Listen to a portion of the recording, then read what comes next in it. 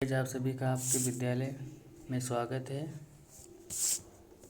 जैसा कि हम सभी लोग बैक क्लास में गति का प्रथम नियम पढ़े थे, ठीक है। उसका हमने एक्सप्लेनेशन भी किया था, लेकिन आज गति के सेकंड नियम का एक्सप्लेनेशन नहीं करेंगे, ठीक है।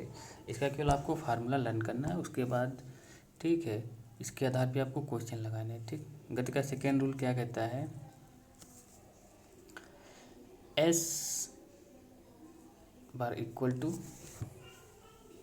UT plus half a t square. अब देखिए इसमें समझ लेना है बस आपको, ठीक है। बाकी एक्सप्लेनेशन नहीं कर रहे। एस का मतलब होता है डिस्प्लेसमेंट, ठीक है। डिस्प्लेसमेंट या विस्थापन जिसको कहते हैं, ठीक है, विस्थापन। एस का मतलब क्या है? विस्थापन, या इसी को हम लोग चाल भी कह सकते हैं। चाल नहीं, सॉरी, विस्थापन, या इसी को दूरी भी बोल सकते हैं। क्या बोल सकते हैं? एस को विस्थापन या दूरी कह सकते हैं, ठीक। यू तो पता ही है आपको क्या होता है। यू क्या होती है? प्रारंभिक चाल, प्रारंभिक वेग होता है। क्या होता है? प्रारंभिक वेग, समझ रहे हो ना? प्रारंभिक वेग। टी क्या है? समय है। टी क्या है? समय है। अब तो आपके समझ में आ गया ना। आपको बस करना क्या है, फार्मूले को लर्न करना है। S equal to u t plus half a t square. ये क्या है? गति का दूसरा समीकरण है। ये क्या है? गति का सेकेंड रूल, ठीक। आपको इसे लर्न करना है और ये आपको समझना है कि गति का सेकेंड नियम, ठीक। और ये किसके किसके मध्य में संबंध बताता है? यह जो विस्थापन और समय के मध्य में, विस्थापन और समय के बीच में संबंध बताता है, ठीक। ये क्या है? विस्थापन या दूरी, ठीक। और ये क्या है? समय, ठीक।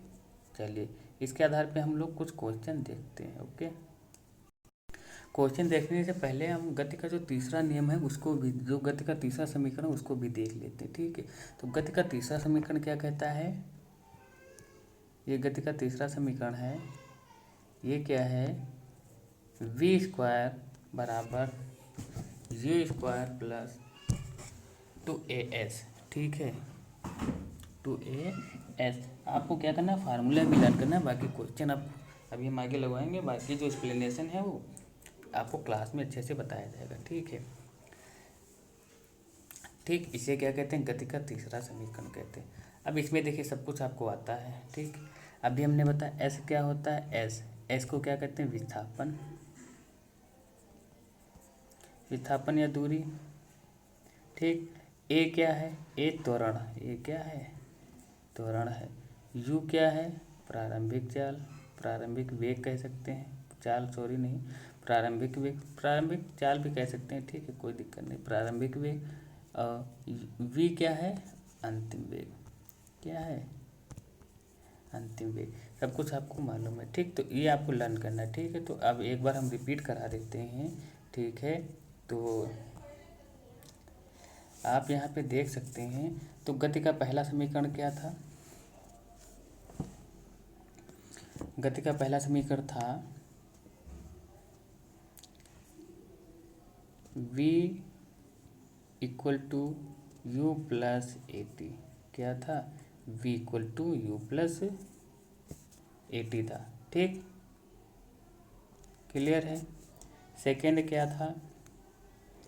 s बराबर u t plus half a t square, ठीक। थर्ड क्या था? वी स्क्वायर बराबर यू स्क्वायर प्लस 2AS, ठीक। देखिए गति के तीनों समीकरण हो गए, आपको लर्न भी होंगे, ठीक है। सभी बच्चों ने लर्न कर लिया होगा, जिसने नहीं अभी तक लर्न किया वो सभी लोग लर्न कर लेंगे, ठीक। तो आपको पता चल गया। चलिए, ठीक।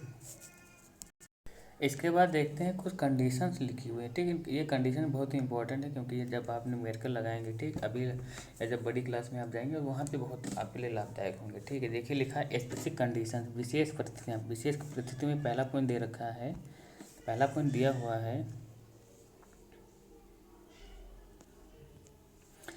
कि यदि कोई पिंड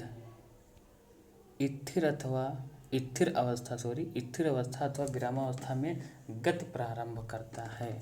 कहने का मतलब है यदि कोई पिंड रुका हुआ, पहले से रुका हुआ है, अब कुछ समय बाद फिर उसकी स्पीड, जैसे बोलते हैं ना कि ट्रेन जो है प्लेटफॉर्म पे खड़ी है, अब 10 सेकेंड बाद उसकी चाल इतने किलोमीटर या 15 किलोमीटर 20 किलोमीटर प्रति घंटा हो गई। ठीक, तब हम कैसे, ठीक, तो वहाँ पे हमने आपको बताया था अभी पिछली बार, अभी कल या नेट बाइक क्लास में हमने आपको सवाल न्यूमेरिकल लगवाए थे। तो वहाँ पे हमने बताया था जब कोई वस्तु पहले से रुकी हो तो उसकी प्रारंभिक चाल कितनी होती, 0 होती। तो अभी आपने देखा पहला समीकरण क्या होता है, गति का पहला समीकरण होता है v बराबर u प्लस ए टी। तो ये बताओ जब u का मान पहले ही 0 दे रखा तो क्या इसे लिखने की ज़रूरत है, नहीं। तो इसलिए क्या किया गया, आपकी सुविधा के लिए आप इसे ऐसे भी लर्न कर सकते हैं। क्लियर है। सेकंड, आपने दूसरा समीकरण देखा था, ठीक, गति का दूसरा समीकरण क्या था, s बराबर u t plus half a t square था, हाफ ए टी। हमें ये बताओ जब u की वैल्यू 0 है तो t से गुणा करेंगे तो क्या हो जाएगा, सब टोटल 0 हो जाएगा। तो ये क्या हो गया, 0। तो इसलिए इसको हटा दिया गया यहाँ से। अब क्या लिख दिया गया, केवल केवल जो है s बराबर हाफ ए टी स्क्वायर, यानी कि इतना लिख दिया गया। समझ में आ रहा है। जब कभी भी वस्तु कोई रुकी अवस्था में हो या विरामावस्था में हो तो वहाँ पे u की वैल्यू क्या आती है, 0। ठीक, तो उसके मल्टीप्लाई में या उसको लिखने का कोई अस्तित्व नहीं है। अब आ जाते हैं थर्ड पे। थर्ड अभी आपने हमने पढ़ा था वी स्क्वायर बराबर क्या होता है, थर्ड गति का तीसरा समीकरण ये स्क्वायर प्लस 2as। तो हमें ये बताओ जब u का मान 0 है तो इसका स्क्वायर करेंगे वो भी 0 है। क्या इसे लिखने की ज़रूरत है, नहीं है। तो आप इतना सा ही याद कर सकते हैं। तो गति के ये 3 समीकरणों को इस प्रकार से भी लिखा जा सकता है। कब, जब u का मान यानी प्रारंभिक गति क्या हो, 0 हो। क्लियर है, ये समझ में आया। ये तीनों पॉइंट ये सब नोट करना है, ये कॉपी पे अपनी नोट डाउन कर लेना है आपको।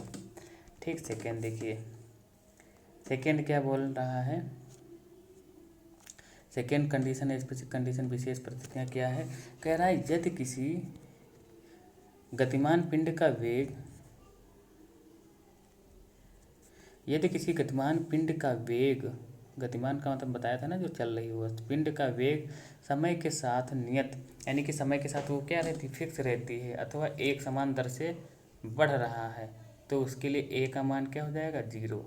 सॉरी 0 नहीं, ए का मान क्या हो जाएगा, निगेटिव में हो जाएगा। किस में हो जाएगा, निगेटिव माइनस में। तो कुछ नहीं करना, अभी आपने पढ़ा कि गति का जो मेन समीकरण होता है क्या होता है, v बराबर u प्लस ए टी होता है। अब हमें बताओ a का मान जब माइनस रखेंगे तो ब्रैकेट के अंदर ये माइनस हो जाएगा, ब्रैकेट के अंदर a माइनस हो जाएगा। जब ब्रैकेट खुलेगा तो बाहर के निशान से क्या होती है, गुणा होती, तो प्लस माइनस माइनस, तो ये माइनस इस प्रकार से हो गया। यहाँ भी वही है, जब माइनस इसका a का मान यानी त्वरण का मान माइनस में रखेंगे तो बाहर क्या है प्लस, अंदर माइनस, तो निशानों की क्या होती है, गुणा होती है। तो प्लस माइनस माइनस, तो ये माइनस हो गया। इसी प्रकार से यहाँ भी वही होगा, प्लस माइनस माइनस, तो यानी कि ये सब माइनस में वैल्यू आ जाएंगे। समझ में आया, नहीं आया, क्लियर है ना। ठीक, ओके। नेक्स्ट कंडीशन देखते हैं। नेक्स्ट कंडीशन है कि यदि पिंड का वेग नियत है, समझ रहे हो, वेग नियत का मतलब है त्वरण उसमें क्या 0 है, त्वरण है ही नहीं। त्वरण का मतलब हमने आपको बताया था, त्वरण क्या है, 0 है। ठीक, जब त्वरण 0 हो तो उस स्थिति में क्या होगा, अभी आपने देखा गति का पहला नियम क्या है, हम देखिए बार बार रिपीट करा है जिससे कि आपको लर्न हो जाए। ठीक, वी स्क्वायर बराबर यू प्लस ए टी होता है। ये हमें बताओ जब ए का मान 0 है उसके गुणे में टी है तो ये टोटल 0 हो जाएगा, नहीं हो जाएगा, इसे ये 0 हो जाएगा। तो 0 हो जाएगा, क्या इसे लिखने की ज़रूरत है, नहीं है। ठीक, नहीं है, तो यहाँ पे क्या लिख दिया गया, v बराबर u। तो हम यही तो लिख सकते हैं, इसको लिखने की ज़रूरत नहीं। इसी प्रकार से यहाँ पे क्या होता था, हाफ ए टी स्क्वायर होता था। ये बताओ जब a का मान 0 है, टी से साथ उसकी गुणा करेंगे भी 0 हो जाएगा, और ये टोटल वैल्यू क्या हो जाएगी, 0 हो जाएगी। क्या इसे लिखने की ज़रूरत है, नहीं। तो यहाँ पे क्या लिख दिया गया, केवल h बराबर u टी लिख दिया गया। क्लियर है। अब देखिए थर्ड में क्या होता था, थर्ड में होता था वी स्क्वायर बराबर यू स्क्वायर प्लस 2as होता था। तो ये हमें बताओ a का मान जब 0 है तो इसकी गुणा करेंगे, और जब टोटल गुणा करेंगे ये क्या हो जाएगा, 0 हो जाएगा। ये क्या हो जाएगा, क्रॉस हो जाएगा, ये क्रॉस हो जाएगा। ठीक, तो इसे इस प्रकार से लिखा जा सकता है। तो ये तीनों कंडीशन समझ में आई सभी के। ठीक, तो जल्दी से एक क्वेश्चन देख लेते हैं। इसमें क्या है, न्यूमेरिकल नंबर 10 में देखिए क्या लिखा हुआ, जो जो जैसे दे रखा बस आपको पढ़ना वैसे लिखा है। कोई पिंड 10 मीटर पर सेकेंड के वेग से गतिमान है, उसमें 2 मीटर पर सेकेंड स्क्वायर का त्वरण काम करता है। 11 मीटर चलने के बाद उसका अंतिम वेग ज्ञात करना। देखो क्या क्या दे रखा है, यानी कि प्रारंभिक चाल कितनी है उसकी, यानी कि 10 मीटर पर सेकेंड से वो चल रहा था। ठीक, फिर क्या हुआ, उसका त्वरण देखिए, हमने बताया था त्वरण का जो मात्रक होता है क्या होता है, मीटर पर सेकेंड स्क्वायर होता है। तो यहाँ पे क्या है, ये त्वरण है, लिखा भी हुआ है। यानी कि ए का मान कितना दे रखा है, ए का मान दे रखा है 2 मीटर पर सेकेंड स्क्वायर। दूरी देखो 11 मीटर दूरी किस में होती है, मीटर में। चलने के बाद उसका अंतिम वेग पूछा है, यानी कि दूरी एस क्या दे रखा है, दूरी हमने बताया था, दूरी जो भी, ठीक, या विस्थापन कितना है, दूरी कितनी है 11 मीटर। अब हमें ये बताओ, आपके पास u का मान दे रखा है, s दे रखा है, u का मान दे रखा है आपके पास 10, s का मान दे रखा है 11, a का मान दे रखा है 2 मीटर पर सेकेंड। अब हमें बताओ कहाँ, यहाँ पे क्या हमें ज्ञात करना है, v का मान ज्ञात करना है, v का मान हमें ज्ञात करना है। तो कौन सा फार्मूला लगा देंगे, तो आपको पता है v स्क्वायर बराबर क्या होता है, u स्क्वायर प्लस 2as। ये कौन सा, गति का तीसरा नियम। इसी में तो हमें देखो विस्थापन मिल रहा है, क्योंकि यहाँ समय की तो बात ही नहीं की जा रही जो हम सेकंड वाला लगाएं। ठीक है, बस कुछ नहीं, बहुत ही सिंपल है। आपको कॉन्सेप्ट समझ में आना चाहिए। ठीक है, यदि आप एक बार कॉन्सेप्ट समझ लेते हैं अच्छे से तो कोई दिक्कत नहीं है, आप हर एक सवाल लगा सकते हैं। आप घर बैठे आराम से पढ़ाई करिए, कोई दिक्कत नहीं है। ठीक है, ओके। तो आपको करना कुछ नहीं, बस इसमें वैल्यू रख देनी है। ठीक, क्या रख देनी है, मान रख देने हैं। तो हमें वी स्क्वायर का मान निकालना है, यू स्क्वायर कितना दे रखा है, आप चलिए इसी में वैल्यू में देख लेते हैं। ठीक है, वी कितना दे रखा है, वी सॉरी हमें निकालना है, यू कितना दे रखा है 10, 10 मीटर, 10 का स्क्वायर कर देंगे गुणे प्लस का निशान लगा दिया हमने। ठीक है, 2, ये 2 हो गया। ए का मान कितना दे रखा है 2 मीटर पर स्क्वायर सेकेंड स्क्वायर, और एस का मान कितना 11, तो 11 दो दूनी 4, 4 की गुणा 11 से करेंगे 11 चौक 44, 44 प्लस 10 144 कितना हो गया 144, 144 किसका वर्गमूल होता है 12 का। ठीक है, समझ में आया नहीं आया, किसका वर्गमूल होता है 12 का। ओके, ये जो लिखा है ये आपको ये कुछ नहीं समझना है। ठीक है, ओके, आप बस इतना समझिए कि ये कितना, इसका आंसर आ जाएगा 12 मीटर पर सेकेंड, इसका आंसर हो जाएगा। ओके, ठीक, चलिए तो आज की क्लास यहीं पे रखते हैं। और इसके आगे एक क्वेश्चन आपको बता रहे हैं, यदि आप लगा पा रहे हैं तो अच्छी बात है, आप सभी के लिए ये होमवर्क है। ठीक है, ये क्या है, होमवर्क है। ये नेक्स्ट क्वेश्चन ये क्या होमवर्क है, आप इसको लगाइएगा। ठीक है, घर पे। Okay, thank you.